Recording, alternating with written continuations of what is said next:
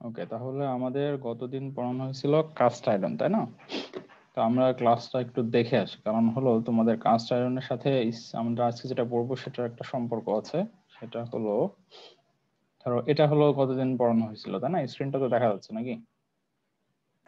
জি sir. ওকে, তো তোমাদের গতদিন পড়ানো হয়েছিল এইটা। এটা হলো তোমার মেটাল অ্যালয় কাকে বলে, মেটাল অ্যালয় কত প্রকার, তারপরে তোমার মেটাল অ্যালয়ের একটা মেটাল অ্যালয় সম্পর্কে আমরা জেনেছিলাম, সেটা হলো কাস্ট আয়রন, এবং এর টাইপ সম্পর্কে জেনেছিলাম। মেটাল অ্যালয় দুই ভাগে ভাগ করা যায় অ্যাকচুয়ালি, ফেরাস এবং নন ফেরাস। ফেরাস মেটালের ভিতরে আমরা দুইটা পড়ছিলাম, স্টিল এবং কাস্ট আয়রন। এখানে কাস্ট আয়রন একটা কথা লেখা ছিল, তোমাদের মনে আছে কিনা আই ডোন্ট নো, থাকা উচিত, যদি না থাকে তাহলে আরেকবার একটু স্মরণ করে নাও। সেটা হলো যে কাস্ট আয়রনে,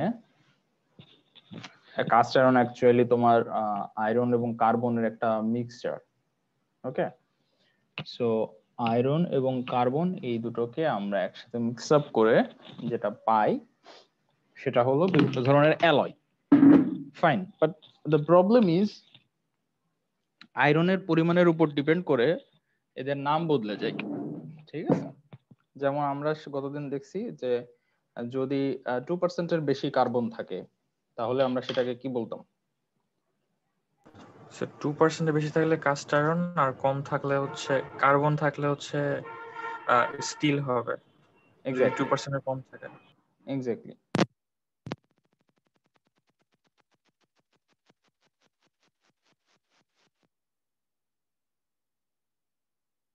এর 2%-এর থেকে বেশি, তাহলে আমরা সেটাকে শুধুমাত্র, তখনই সেটাকে শুধুমাত্র কাস্ট আয়রন বলতে পারবো, রাইট? এর নিচে আসলে আমরা সেটাকে আর কাস্ট আয়রন বলবো না, তখন আমরা তার নাম বদলে দেব স্টিল। ঠিক আছে, এটুকু তো ক্লিয়ার? জি স্যার। ওকে, তাহলে আমরা যেটাকে স্টিল বলছি সেই স্টিলের ক্ষেত্রে আমাদের প্রপার্টিও কিছুটা চেঞ্জ হয়ে যাবে। অর্থাৎ আমরা যেটা আগে যেভাবে ভাবতেছিলাম, আমাদের যে কাস্ট আয়রনের যে ক্লাস, যে বৈশিষ্ট্য ছিল, সেই বৈশিষ্ট্যগুলো আর অবশিষ্ট থাকবে না। সো আমাদের আজকে যে টপিকটা আমরা পড়বো সেটা অ্যাকচুয়ালি এই এর আগের অংশ আর কি। বেসিক্যালি আমরা শুরু করেছিলাম কাস্ট আয়রন দিয়ে, আর আমরা এখন যেটা করবো সেটা হলো স্টিল। তো আমরা স্টিলের স্লাইডটা আমি শেয়ার দিই।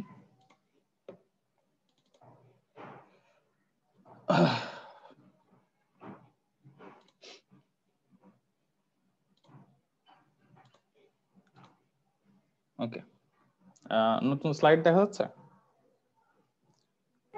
জি স্যার, দেখা যাচ্ছে। ওকে, তো দেখো স্টিল আমরা এখন কেন পড়তেছি? আমরা প্রথমে স্টিল না পড়ে এখন স্টিল পড়ার কারণ কি? কারণ হলো তোমাদের অ্যালয় সম্পর্কে ইন্ট্রোডিউস করে দেওয়ার উদ্দেশ্য ছিল যে অ্যালয়টা আসলে কিভাবে ক্রিয়েট হয় সেটা দেখানো। তো সেটা আমরা মোটামুটি জেনে গেছি যে অ্যালয়টা আসলে কিভাবে ক্রিয়েট হয়। অনেকের ধারণা যে অ্যালয় সংকর ধাতু, সংকর ধাতু মানে হলো দুইটা ধাতু একসাথে মিক্সচার করতে হবে। ব্যাপারটা মোটেও তা না, রাইট? ব্যাপারটা তার কাছেও না। ব্যাপারটা হলো যে আমাদের একটা মেটালের সাথে আর একটা নন মেটাল অবজেক্ট যদি আমরা মিশাই এবং তাতে যদি ওই মেটালের প্রপার্টি যেটা আগে ছিল সেটা যদি আমরা চেঞ্জ করে ফেলতে পারি, আমাদের ডিজায়ার্ড প্রপার্টি নিয়ে আসতে পারি, তাহলে সেটাকেই আমরা বলবো যে ওকে, দ্যাটস ফাইন, এটাই আমাদের একটা অ্যালয়। এখন হ্যাঁ, আমরা যদি দুইটা মেটাল একসাথে মিশাই তা যে অ্যালয় হবে না তা না, আমরা সেটাও অ্যালয় হবে। বাট আমরা বেসিক কিভাবে অ্যালয়টা তৈরি হয়, সেই যে ভুল ধারণা একটা মানুষের ভিতরে আছে যে অ্যালয় সবসময় মেটালই হইতে হবে, মেটালের সাথে মেটালের মিক্সচার হইতে হবে, সেটা আমরা ক্লিয়ার করছি। স্টিল পরে পড়ার কারণ হলো স্টিল হলো one of the most important engineering material. ঠিক আছে, ইঞ্জিনিয়ারিং ম্যাটেরিয়াল যা পড়বা এই কোর্সে, যত কিছু পড়বা তার ভিতরে সবচেয়ে ইম্পর্টেন্ট যেটা সেটা হলো আমরা বলবো স্টিল। এখন স্টিল কেন ইম্পর্টেন্ট তোমাদের কি মনে হয়? স্টিল কেন বেশি ইম্পর্টেন্স দিচ্ছি আমরা? কেউ একজন বলো, তোমাদের কি মনে হয়? মানে আমি জাস্ট মনে হওয়াটা জানতে চাচ্ছি, I am not asking that you have to know that answer, but আমি তোমাদের মতামত জানতে চাচ্ছি। যেহেতু তোমরা ইঞ্জিনিয়ারিং পড়তেছো, you have to be able to think, তোমাদেরকে চিন্তা করার সামর্থ্য রাখতে হবে। ঠিক আছে, শুধু সেই চিন্তা করে বলো যে স্টিলটাকে আমরা কেন এতটা ইম্পর্টেন্স দিচ্ছি।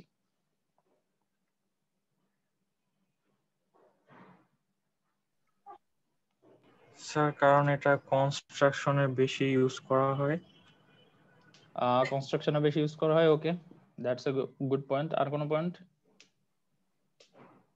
স্যার স্টিলের যে বৈশিষ্ট্যগুলো আছে এগুলো স্যার ইঞ্জিনিয়ারিং ম্যাটেরিয়ালস এর ক্ষেত্রে স্যার অনেক বেশি ইম্পর্টেন্ট দেখে আর কি এটাকে ইউজ করা হয়। ওকে, মানলাম, সেটাও কিছুটা ক্ষেত্রে সঠিক। আর স্যার এটা রিসাইকেলও করা যায়। মেটাল তো রিসাইকেল করার আসলে প্রয়োজন পড়ে না ওভাবে, ঠিক আছে। আর সব মেটালই রিসাইকেল করা যায়। মেটাল এমন একটা জিনিস যেটা আসলে কোনো লস নাই, ঠিক আছে। একটা মেটালকে তুমি যদি ইউজ করো সেটাকে আবার গলায় ফেলে অন্য শেপ দিতে পারবা ইজিলি। এটা সব মেটালই মোটামুটি রিসাইকেলেবল, কিন্তু পার্টিকুলারলি স্টিল কেন? স্যার এটার লাইট খরচ কম। হ্যাঁ, বুঝি নাই।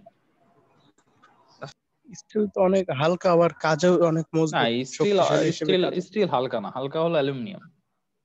অ্যালুমিনিয়ামের যে অ্যালয়গুলো আছে সেগুলো আসলে প্রচুর হালকা। স্টিল অতটা হালকা না, স্টিল যথেষ্ট ভারী। Steel stainless sir. না, স্টিল স্টেনলেস না, স্টেনলেস স্টিল তৈরি করা হয়, সব স্টিল স্টেনলেস না। তবে আমরা স্টেনলেস স্টিল তৈরি করতে পারি, স্টেনলেস কাস্ট আয়রন তৈরি করা সম্ভব না, তাই না? সেটা একটা পয়েন্ট, বাট স্টিল বলতে আমরা জেনারেল স্টিল বুঝবো। আচ্ছা, তো ব্যাপার হলো যে যত ধরনের ম্যাটেরিয়াল পৃথিবীতে আছে, ইঞ্জিনিয়ারিং এর ক্ষেত্রে মোস্ট ইউজড ম্যাটেরিয়াল হলো স্টিল, এবং এর পার্টিকুলার প্রপার্টির জন্য আমরা আসলে স্টিলটাকে এত বেশি মাত্রায় ইউজ করি। তো সেই বৈশিষ্ট্যগুলো যদি আমরা হিসাব করি সে কি কি, তো প্রথম কথা হলো যে স্টিলের mechanical properties is very much desirable property, ঠিক আছে। তুমি যদি দেখো কনস্ট্রাকশনের ক্ষেত্রে দেখবা যে অনেক বিল্ডিং এর তোমার যে স্ট্রাকচার, সেই স্ট্রাকচারাল মেম্বার এগুলো সব স্টিল দিয়ে তৈরি করা হয়। বড় বড় উঁচু উঁচু হাই রাইজ বিল্ডিং এর স্ট্রাকচার গুলো স্টিল দিয়ে তৈরি করা হয়, ঠিক আছে। কারণ হলো স্টিলের হার্ডনেস অনেক বেশি, ঠিক আছে। স্টিলের স্ট্রেংথ, হার্ডনেস বললে আসলে ভুল হবে, হার্ডনেস বললে সেটা ব্রিটেল হয়ে যায় আসলে। স্ট্রেংথটা অনেক বেশি, তাই না? স্টিল অনেক লোড নিতে পারে, ঠিক আছে। তো দেখবা যে অনেক বড় বড় বিল্ডিং এর যে ফ্রেম গুলো তৈরি করা হয়, অ্যাকচুয়াল যে ফ্রেম, তোমার বাসা বাড়িতে তো রড ইউজ করে চারপাশে সিমেন্ট দিয়ে আমরা একটা বিম বা কলাম বানাই ফেলি, তাই না? আর বড় বড় বিল্ডিং এ তৈরি করা সম্ভব হয় না। তো বড় বড় বিল্ডিং এর ক্ষেত্রে দেখবা যে এরকম স্টিলের ফ্রেম ইউজ করা হয়, অর্থাৎ এন্টায়ার বিল্ডিংটাকে সাপোর্ট দেয় স্টিল, ঠিক আছে। তারপরে গাড়ি, অটোমোবাইলের বডি তৈরি করা হয় স্টিল দিয়ে, তাই না? ইভেন তুমি যেখানেই দেখো, anywhere you look, you will see that at some point there is some use of steel. অন্য কোনো মেটাল ইউজ হোক না হোক, স্টিলের ইউজ ঠিকই আছে, ঠিক আছে। সো ইঞ্জিনিয়ারিং অ্যাপ্লিকেশনের ক্ষেত্রে আমরা দেখতে পারি যে স্টিলটা আসলে ভেরি ইম্পর্টেন্ট। তোমাদের যে টেক্সটাইলে পড়তো, টেক্সটাইলের যে মেশিন পত্র ম্যাক্সিমাম স্টিলের, কাস্ট আয়রন দিয়েও তৈরি করা হয়, কিন্তু ম্যাক্সিমাম দেখবো যে স্টিল কম্পোনেন্ট, ঠিক আছে। সো এখন স্টিলটা আসলে তাহলে কি, তাই না? সো স্টিলটা হলো যে আয়রন এবং কার্বনের অ্যালয়, কিন্তু কার্বনের পরিমাণ অবশ্যই 2% নিচে হইতে হবে, অবশ্যই 2% নিচে হতে হবে। এইখানে আমি একটা কথা লেখা আছে, দেখো যে steel is basically an alloy of iron. কি লোহার থেকে কি লাইট হয় না? স্টিল লোহার থেকে লাইট হয়ে বলা যায় না, আমরা আসলে ডেনসিটি হিসাব করব, লাইটনেস হিসাব করার জন্য আমরা ডেনসিটি হিসাব করি, ঠিক আছে। এখন 1 কেজি স্টিলের ওজনও যা, 1 কেজি আয়রনের ওজনও তাই, 1 কেজি তুলোর ওজনও তাই, তাই না? কোনো পার্থক্য আছে? এখন তুমি কি বলবা যে তুলো স্টিলের থেকে বেশি ভারী? না স্যার। তাইলে ওইভাবে আসলে হিসাব করা যাবে না, ঠিক আছে। আমরা লাইটনেস বা ডেনসিটি এগুলো হিসাব করতে পারি, মানে আমরা সায়েন্টিফিক হিসেবে যদি যাই। আচ্ছা, তো এখানে একটা কথা লেখা আছে যে দেখবা যে এখানে বলা আছে ক্যান বি লেস দেন 1.7%। এখন এক এক বইতে এক এক ধরনের কথা লেখা আছে, কোন কোন বইতে দেখবা যে 1.7 লেখা আছে, কোন কোন বইতে লেখা আছে 1.8%। তবে আমরা জেনারেলি ধরি যে 2% এর নিচে, ঠিক আছে। সো কারো যদি মনে হয় যে 2% এর নিচে লিখবা লিখতে পারো, কেউ যদি মনে হয় 1.7% এর নিচে লিখবে লিখতে পারো, এর নিচে নামানো যাবে না। ঠিক আছে, এর নিচে নামা যাবে না, কারণ এর নিচে যেগুলো আমরা যদি কার্বনের অ্যামাউন্ট নামাই তো সেগুলোর আবার আলাদা ক্লাসিফিকেশন আছে। সো আমরা ইউজুয়ালি ধরে নেব যে স্টিল এবং কার্বনের ভেতরে কার্বনের পরিমাণ যদি 2% এর নিচে থাকে তাহলে আমরা সেটাকে স্টিল বলতে পারি। এখন স্টিলকে আমরা দুই ভাগেও ভাগ করি, একটা হলো প্লেন কার্বন স্টিল আর একটা হলো অ্যালয় কার্বন স্টিল। ঠিক আছে, তো অ্যালয় প্লেন কার্বন স্টিলে যেটা হয় সেটা হলো যে কার্বনের পার্সেন্টেজ এবং আদার অ্যালয়িং এলিমেন্টের percentage are not usually present in more than 0.5 to 1%।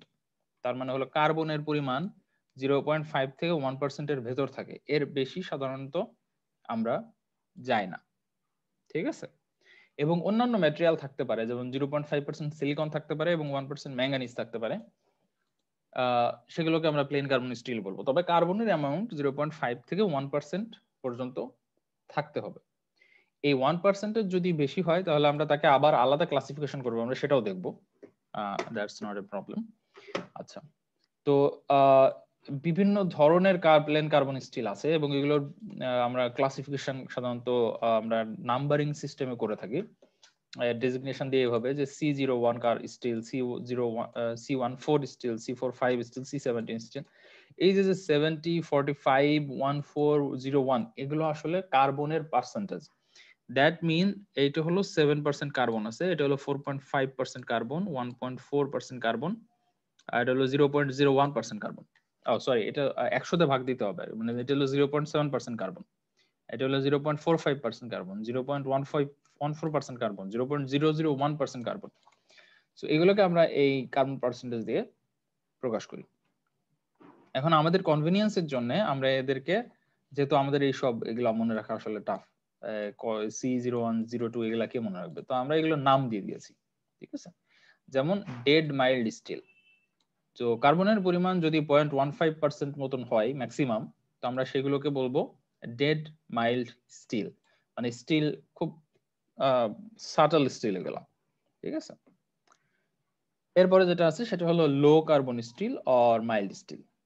ঠিক আছে, সো লো কার্বন স্টিল বা মাইল্ড স্টিল হলো 0.15% থেকে 0.46% পর্যন্ত, সেগুলোকে আমরা বলবো লো কার্বন স্টিল। এখানে যেটা ছিল C45, এটা হলো একটা লো কার্বন স্টিল বা মাইল্ড স্টিল বলি আমরা। ইউজুয়ালি বাজারে বেশি যেগুলো চলে সেগুলো মাইল্ড স্টিল, বা এটাকে এমএস বলে, এমএস সংক্ষেপে বলে এমএস। আচ্ছা, এরপরে যেটা আছে medium carbon still. Medium carbon still হলো 0.45 থেকে 0.85% পর্যন্ত। দেখো উই আর নিয়ারিং 1%, তাই না, প্রায় 1% এর কাছে চলে আসছি আমরা। ওকে, সো এখন যেটা হয়েছে সেটা হলো তোমার এর বেশি যদি আমরা যাই, অ্যারাউন্ড 1% এর বেশি যদি আমরা চলে যাই, সেটাও আমরা প্লেন কার্বন স্টিলে বলবো, কারণ আমরা এখনো প্লেন কার্বন স্টিল থেকে বেরোতে পারি নাই। তবে সেটাকে আমরা অন্য একটা নাম দিয়ে দিচ্ছি, সেটা হলো হাই কার্বন স্টিল। মানে 0.5 থেকে 1% থাকার কথা ছিল, আমরা এই 1% প্রায় ক্রস করে ফেলছি। ঠিক আছে, এই জন্য এটাকে আমরা বলতেছি হাই কার্বন স্টিল, এবং এর প্রত্যেকের আলাদা আলাদা ডিফারেন্ট বৈশিষ্ট্য আছে। ঠিক আছে,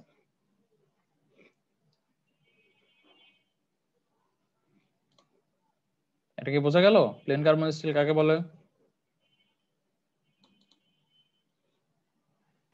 জি স্যার। ওকে,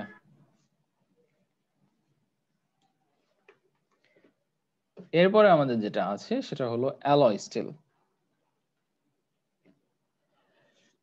এখন স্টিল তো একটা অ্যালয় অলরেডি আমরা জানি, তাই না?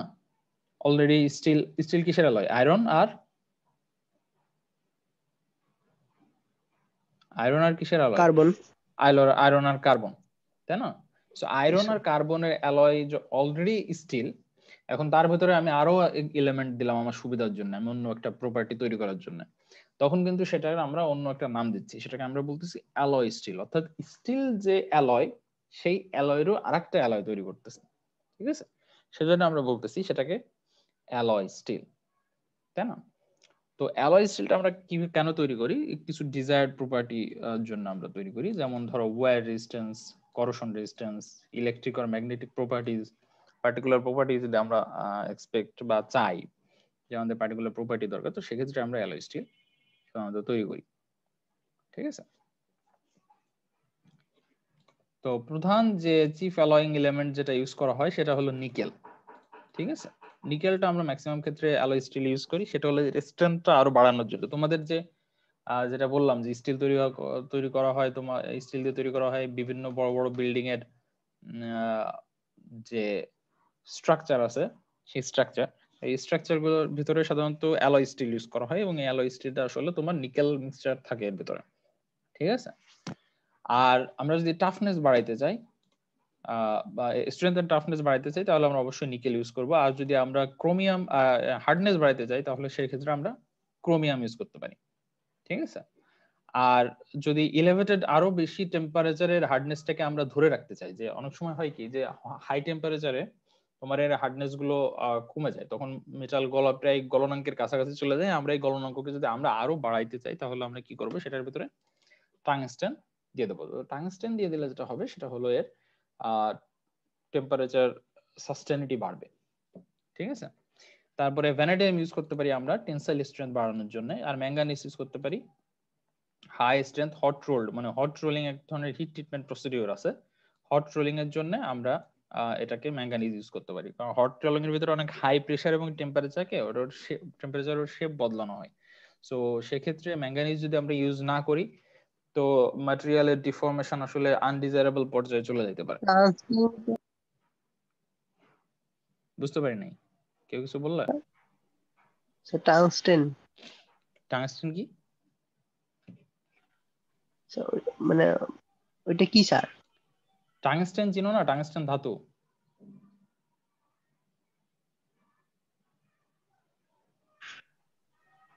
মনে পড়তেছে না স্যার। টাংস্টেন তোমাদের বাসায় যে ফিলামেন্টের বাল্ব আছে, বাল্বের ভিতরে যে তারটা পেঁচানো থাকে ওই তারটা হলো টাংস্টেন দিয়ে তৈরি। এবার মনে পড়ছে? ভুলে গেছি। জি স্যার, বলার পর মনে পড়ল। আচ্ছা, সো কিছু অ্যালয় স্টিলের নাম আমরা দেখি, এগুলো বিদঘুটে নাম দেখলে মনে হতে পারে 35 নিকেল ক্রোমিয়াম 60, তাই না?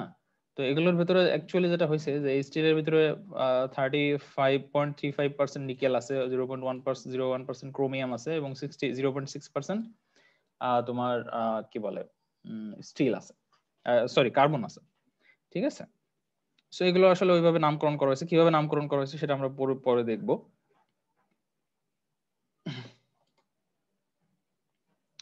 আচ্ছা, এই typical designation of stainless steel দেখতে এরকমের। স্টেনলেস স্টিল আমরা যদি এই যে স্টেনলেস স্টিল যেটার কথা বলতেছিলে, এটা কিন্তু অ্যালয় স্টিল। এমনি স্টিল তো আয়রন এবং কার্বন, কিন্তু ওটাকে স্টেনলেস তৈরি করার জন্য আমরা কি কি দিই এর মাঝে দেখো, 0.15% সিলিকন, 0.02% ম্যাঙ্গানিজ, 0.02% ক্রোমিয়াম এবং 0.18% নিকেল দেওয়া হয়েছে। ঠিক আছে, যেখানে কার্বনের পরিমাণ হলো 0.15%।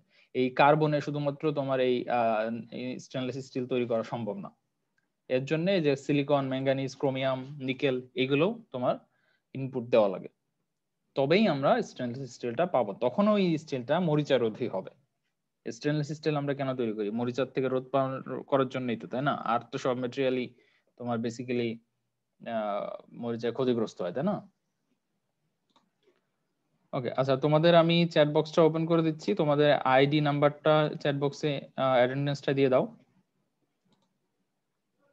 তোমরা সবাই আইডি নাম্বারটা দেওয়া শুরু করো, আমরা এরপরে টপিকে যাব, সেটা হলো স্পেসিফিকেশন।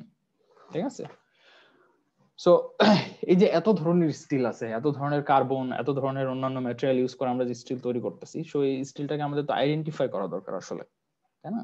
যে আমরা যে স্টিলটা বানাচ্ছি সেটাকে আমরা সহজে যাতে চিনতে পারি। এখন একজন এসে বললো যে অমুক স্টিলের নাম অমুক, এখন ইউনিভার্সাল যদি কোনো গ্রেডিং সিস্টেম না থাকে তাহলে কি হবে? ইউনিভার্সাল গ্রেডিং সিস্টেম না থাকলে যেটা হবে সেটা হলো যে যে যার মতো ইচ্ছে মতো নাম দেবে, আর এক দেশের সাথে আর এক দেশের নামের মিলবে না, বা এক এলাকার থেকে আর এক এলাকার নামের সাথে মিলবে না। তো তুমি ইঞ্জিনিয়ারিং পড়ছো এক ইউনিভার্সিটিতে, তুমি যা বললে স্টিলের নাম অমুক, আর একজন এসে বললো অমুক, কিন্তু দেখা গেলো দুইজন একই স্টিলের নাম বলতেছো কিন্তু দুইটা আলাদা নাম। সো একজন আরেকজনের কথা বুঝতে পারবে না। সো আমাদের ইউনিভার্সাল একটা ল্যাঙ্গুয়েজ লাগবে। সো এই ইউনিভার্সাল ল্যাঙ্গুয়েজটা দেওয়ার জন্য সোসাইটি অফ অটোমোবাইল ইঞ্জিনিয়ারিং এবং আমেরিকান সিস্টেম যেটা স্ট্যান্ডার্ডাইজ করে, আর American iron and steel industry system, দুইটা স্ট্যান্ডার্ড আমরা ইউজ করি। এরা এক জায়গা হয়ে একটা স্ট্যান্ডার্ড তৈরি করছে যে আমরা এইভাবে স্টিলের নামকরণ করব, এবং এই নামটা দেখলে বোঝা যাবে যে স্টিলের ভিতরে কতটুকু কার্বন আছে এবং কতটুকু অন্যান্য ম্যাটেরিয়াল আছে বা অন্যান্য অ্যালয় আছে। ঠিক আছে, সো এটা হলো আমেরিকান সিস্টেম। আর একটা ব্রিটিশ সিস্টেম আছে, ব্রিটিশ সিস্টেমটা আমরা পরে দেখবো। ব্রিটিশ সিস্টেমটা সাধারণত আমরা ইউনিভার্সালি ইউজ করি না, আমরা আমেরিকান সিস্টেমটাই সাধারণত ইউজ করি। তো সেক্ষেত্রে এখানে দেখো যে আমেরিকান সিস্টেমে যেটা আছে, ইউজুয়ালি এটাকে আমরা এভাবে এক্সপ্রেস করি। একটা এক্সাম্পল দেওয়া যাক এখানে, যে স্টিল একটা ডেনোট করছি আমরা SAE 1020। এই SAE হলো সোসাইটি অফ অটোমোবাইল ইঞ্জিনিয়ার্স, অর্থাৎ সোসাইটি অফ অটোমোবাইল ইঞ্জিনিয়ার্সরা এই স্ট্যান্ডার্ডটা, এই নামকরণটা করছে, সেটা হলো 1020। এই 1020 মানে হলো যে এর ভিতরে এই যে 20, এই 20 মানে হলো 0.2% কার্বন আছে। 100 ভাগ দিতে হবে সবসময়, ঠিক আছে? তার মানে হলো এর মাঝে 0.2% কার্বন আছে এবং 30% টাংস্টেন আছে। ঠিক আছে, এই টাংস্টেন আছে, এটা কেমনে বুঝলাম? এইটা বোঝার কারণ হলো যে সিস্টেমে দেখো প্রথম যে ডিজিটটা আছে 1, এরকমের 2, 3, 4, 5 এবং 7 থাকতে পারে। সো 1, 2, 3, 4, 7 এগুলো সাধারণত কার্বন, নিকেল, ক্রোমিয়াম এবং মলিবডেনাম এবং টাংস্টেনকে প্রেজেন্ট করে। ঠিক আছে, সো আমরা যদি আরো একটা এক্সাম্পল দেখি, যে এখানে আরো একটা এক্সাম্পল দেখা হয়েছে, দেখো SAE 71360। এর মানে কি?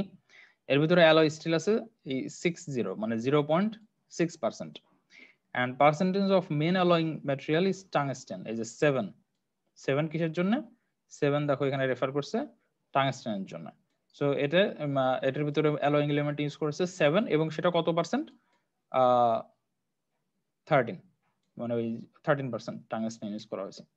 ঠিক আছে, সো এখন তোমার ব্যাপার হলো যে এই ব্রিটিশ সিস্টেম আর একটা আছে, সেই ব্রিটিশ সিস্টেমটা হলো সেখানে, হ্যাঁ বলো স্যার।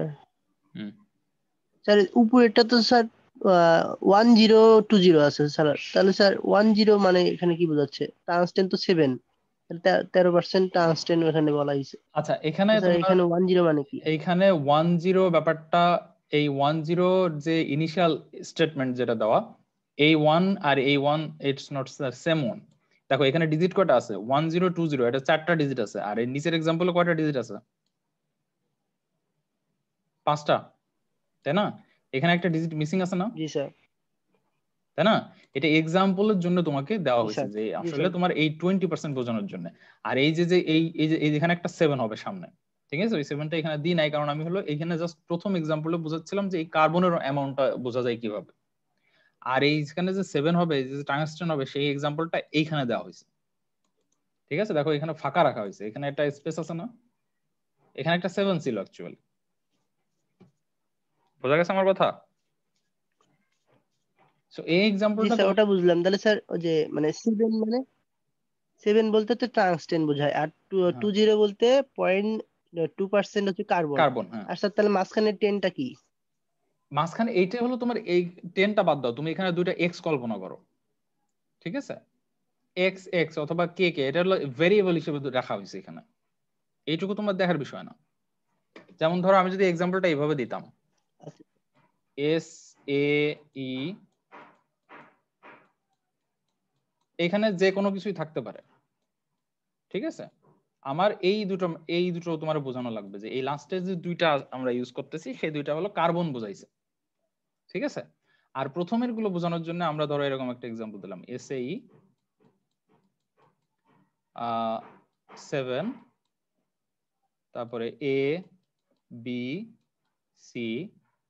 এখানে যে কোনো ভ্যালু হতে পারে, এগুলো যে কোনো ভ্যারিয়েবল আসতে পারে, বাট আমার কনসেন্ট্রেশন হলো 7 এ, যে 7 বলতে বোঝাচ্ছি যে আমার এখানে টাংস্টেন হবে।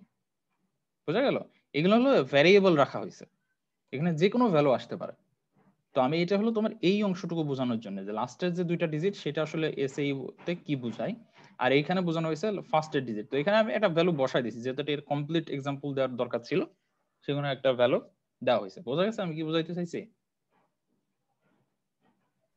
জি স্যার। ওকে, আচ্ছা, আরেকটা আছে ব্রিটিশ সিস্টেম।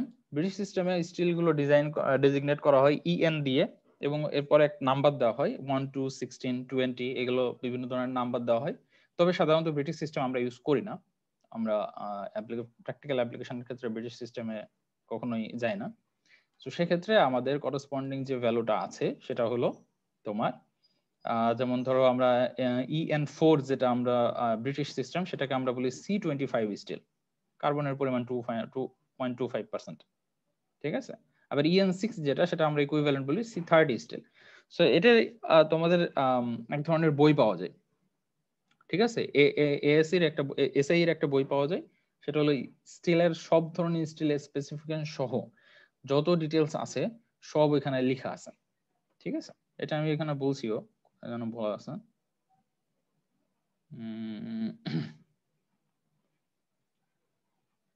এটা পড়লেই বুঝবা। ওই সিস্টেমের একটা মানে ম্যানুয়াল বই পাওয়া যায়। সো ওইটা যারা ইঞ্জিনিয়ার বা তোমরা যদি কখনো এটা ইউজ করতে চাও ইঞ্জিনিয়ারিং ফিল্ডে, তোমাদের তো পরীক্ষার জন্য এগুলো লাগবে না, ইঞ্জিনিয়ারিং ফিল্ডে কখনো যদি অ্যাপ্লিকেশন দরকার হয় বা এটা জানার প্রয়োজন হয়, তখন তোমরা ওই বইটা আসলে ইউজ করবা। ঠিক আছে, তোমাদের জাস্ট বেসিক আইডিয়াটা এখানে দিয়ে দেওয়ার দরকার ছিল, সেটা আমি দিয়ে দিলাম। তো এই বিষয়ে কারো কোনো কোশ্চেন থাকলে প্রশ্ন করতে পারো।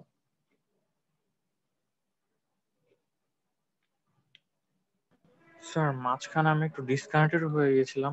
যারা স্যার ডিসকানেক্টেড হইছো তারা সব কমপ্লিট ভিডিওটা আপলোড করে দেওয়া হবে, ওইখান থেকে আবার দেখে নিও। জি স্যার।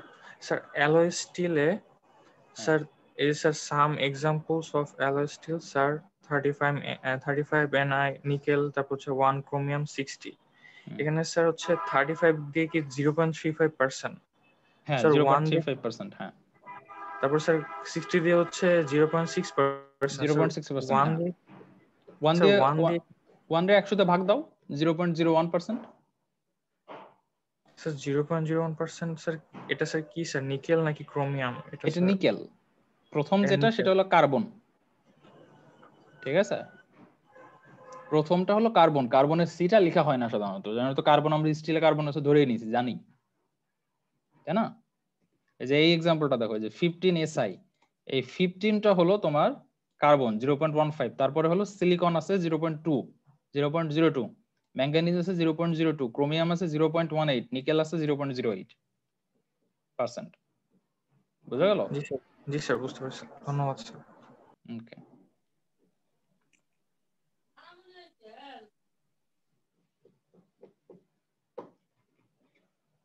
আর কারো কোনো প্রশ্ন আছে? স্যার এগুলো তো আমরা ওই যে টেন্স দিয়ে দেখাচ্ছি, যেমন 0.15% সিলিকন, তারপর তাহলে এই জায়গায় আমরা মানে পার্সেন্টেজ দিয়ে দেখাই না কেন স্যার? মানে সরাসরি 0.0515% সিলিকন, তারপর 0.2% এত। আচ্ছা, সেটা যদি আমি দেখাইতাম তো এটা দেখার একটা সৌন্দর্য তো আছে নাকি? হ্যাঁ জি স্যার। তাহলে পার্সেন্টেজ আমাদের যদি এটা এইভাবে লিখি, এটা লিখার সুবিধা আছে, এটা সার্চ করার সুবিধা আছে, চার্টে সাজাইলে খুব ইজিলি খুঁজে পাওয়া যায়। বোঝা গেল? এবং এই জন্য এগুলোর নামকরণ করছে যারা স্ট্যান্ডার্ডাইজ করছে, তারা হিউম্যান সাইকোলজিও তো অনেক সময় কাজে লাগে, জি স্যার, তাই না? জি স্যার। তো সেক্ষেত্রে এইভাবে নামকরণ করা হয়েছে। আর একটা বড় ব্যাপার হলো যে এর ভিতরে টোটাল এলিমেন্টের পরিমাণ হলো 100%, তাই তো? এই 35, এই 1, এই 60 বাদ বাকি সব যোগ করো, এটা 100 আসার কথা সব সময়। ঠিক আছে, তার মানে হলো 35 যোগ 1 যোগ 60, তাহলে কত আসে? 60 আর 35 আর 9, তাই না? আর বাদ বাকিটা তোমার আয়রন। সো এটা একটা সাইকোলজিক্যাল একটা ব্যাপারও এখানে তোমার থাকে, যে তোমার আসলে পার্সেন্টেজটা আমরা কিভাবে হিসেব করব। আমরা যেমন অনেক সময় রাউন্ড ফিগার করি, রাউন্ড ফিগার করে কোনো লাভ আছে? পায়ের মান কত? কোটি কোটি। পায়ের মান আমরা কত ম্যাথ করার সময় কি সব ডিজিট ধরি? ইন্টারেস্টিং ব্যাপার হলো যে পায়ের ফুল ভ্যালু এখনো বের করা সম্ভব হয়নি, কোনোদিনও বের করা সম্ভব হবে না, কারণ পায়ের দশমিকের পরে ভ্যালু ইনফিনিট। ঠিক আছে, কোটি কোটি বললেও একটা লিমিটেশন চলে আসে, এটা হলো ইনফিনিট। আমরা ম্যাথমেটিক্স এর জন্য সুবিধার জন্য ধরে নিই 3.1416, 1416ও কারেক্ট না, 3.1415 হলো কারেক্ট, কিন্তু তারপরে ওই যে একটা 9 আছে, আমরা ওটাকে রাউন্ড ফিগার করে ফেলি, আমাদের সুবিধার জন্য। এবং ইন্টারেস্টিং ব্যাপার হলো যে পায়ের ভ্যালু কখনোই 3.14 ছিল না, পায়ের ভ্যালু অ্যাকচুয়ালি ছিল বোধহয় 4 না কত জানি, এটা নিয়ে একটা কনফিউশন আছে আর কি। বাট আমরা ইউজুয়ালি ম্যাথমেটিক্স করার সময় 3.1415 ধরেই ম্যাথমেটিক্সটা করি, ঠিক আছে। কিন্তু পায়ের ভ্যালু অ্যাকচুয়ালি দশমিকের পরে ইনফিনিট নাম্বার, এবং কয়েকটা কম্পিউটার আছে সারা পৃথিবীতে তারা অ্যাকচুয়ালি পায়ের ভ্যালু হিসাব করতেছে এখন পর্যন্ত কত 99,000 ডিজিট পর্যন্ত বোধহয় পাওয়া গেছে বা সামথিং এরকমের, আমার এক্সাক্ট ভ্যালুটা জানা নাই। এবং সে প্রত্যেক দিন ওই বসে বসে ক্যালকুলেশন করতেছে, কম্পিউটার প্রায় 10-12 বছর ধরে চলতেছে, তার কাজ হলো ওই দশমিকের পরের ভ্যালুগুলো বের করা, ঠিক আছে। সো এগুলো হলো আমাদের কনভিনিয়েন্সের জন্য, দেখতে সুন্দর দেখার বিষয় আছে, কনভিনিয়েন্সের বিষয় আছে, খুব সহজে খুঁজে পাওয়ার বিষয় আছে। হিউম্যান সাইকোলজি অনেক সময় এইসব নামকরণের ক্ষেত্রে অনেক কাজ করে, ঠিক আছে। যেমন আজকাল দেখবা যে তোমার যে কারোর নামকরণ করার ক্ষেত্রে একটা মডার্ন নামকরণ করা হয়। একজন এখন তুমি তো বলতে পারো না একজনের নাম রহিম কেন, একজনের নাম করিম কেন, না। তো নামকরণ সায়েন্টিস্টরা করছে, তাদের এইভাবে কনভিনিয়েন্ট মনে হয়েছে বলে করে ফেলছে, এই আর কি। ওকে, আর কারো কোনো প্রশ্ন আছে? জি না স্যার। ওকে, তাহলে আমরা এখানেই শেষ করতে পারি। নেক্সট ক্লাসে তোমাদের সাথে দেখা হবে। বাই। আসসালামু আলাইকুম।